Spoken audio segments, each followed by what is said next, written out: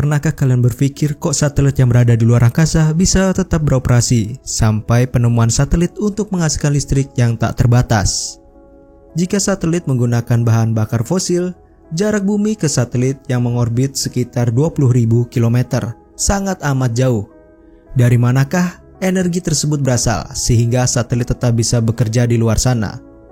Disebut satelit adalah benda yang mengorbit di benda lain dengan periode revolusi dan rotasi tertentu. Ada dua jenis satelit, yakni satelit alami dan satelit buatan. Perjalanan ke Pluto bukan perjalanan yang pendek. Yang berada jauh dari bumi itu berada sekitar 39,5 AU atau 5 miliar kilometer. Bahkan untuk cahaya sendiri butuh waktu sekitar 4,6 jam untuk bisa tiba di Pluto dari bumi. Artinya jika kita mengirimkan sinyal ke Pluto butuh waktu 9,2 jam baru kita bisa menerima sinyal balasan dari Pluto. Bayangkan jika sebuah satelit menggunakan sumber tenaga yang menggunakan bahan bakar fosil. Maka dari itu satelit memperoleh bahan bakar melalui sinar matahari diubah ke bentuk listrik yang menggunakan sel surya atau solar cell. Ada juga satelit buatan menggunakan bahan bakar bernama reaction engine.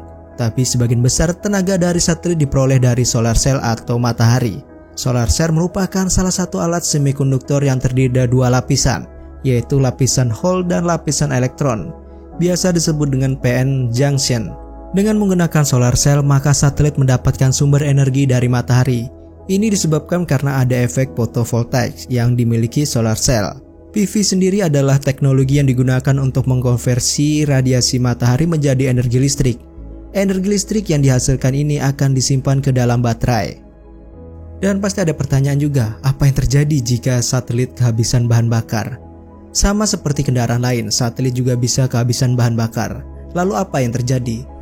Para peneliti yang ada di bumi akan mengubah orbit satelit buatan ini ke arah orbit kuburan. Orbit kuburan ini lebih tinggi daripada orbit satelit buatan dan memang disediakan untuk satelit-satelit yang kehabisan bahan bakar.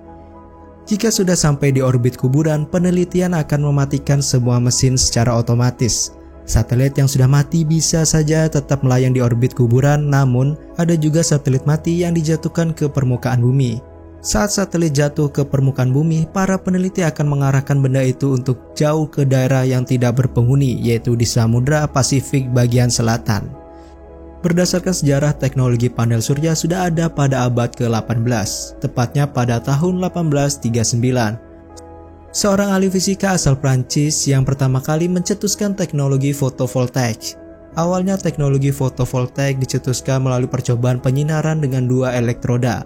Penyinaran ini menggunakan selenium yang bisa digunakan untuk menghasilkan energi listrik dengan jumlah yang sedikit. Percobaan ini merupakan bukti bahwa energi listrik bisa dihasilkan dengan energi cahaya. Pada tahun 1904, Albert Einstein juga pernah meneliti sel surya yang dinamakan percobaan efek fotolistrik. Barulah pada tahun 1941 peneliti yang bernama Russell mampu mengembangkan teknologi panel surya. Teknologi ini kemudian dikenal dengan teknologi solar cell, dan penggunaannya masih digunakan sampai detik ini.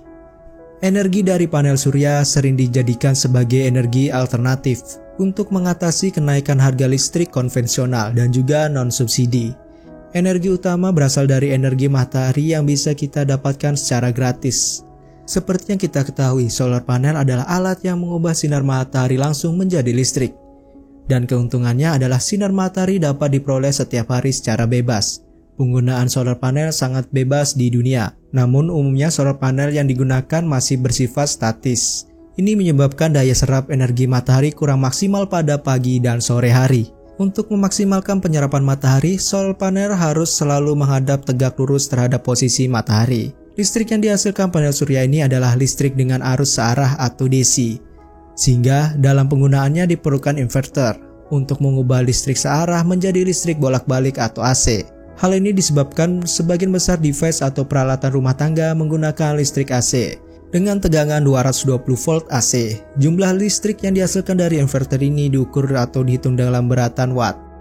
Ada dua poin penting yang harus diperhitungkan untuk mempertimbangkan jika kita ingin menginstalasi PLTS di rumah kita. Menentukan besaran watt dan inverter yang kita gunakan. Kedua, menentukan tipe baterai yang kita gunakan.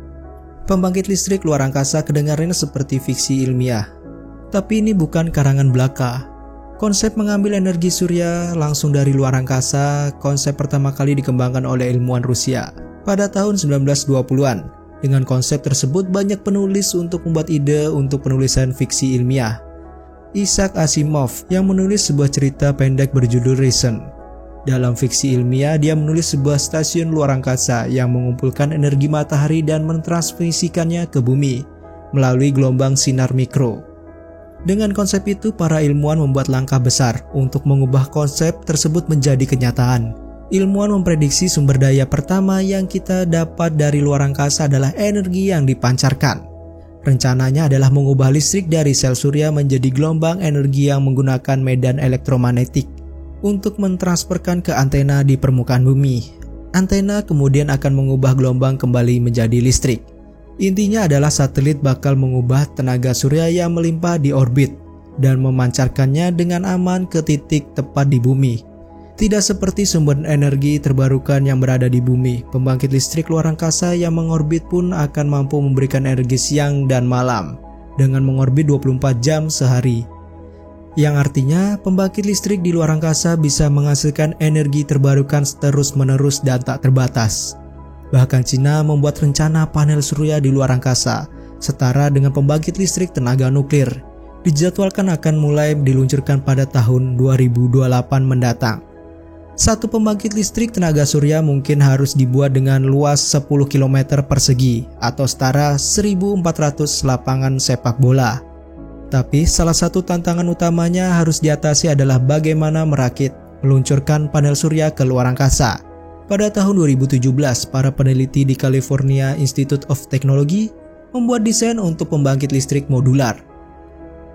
Tantangannya adalah bagaimana mengarahkan gelombang mikro bertegangan tinggi dari jarak yang sangat-sangat jauh akan membutuhkan antena yang sangat besar, berpotensi panjangnya ribuan meter, dan perubahan iklim adalah tantangan terbesar saat ini.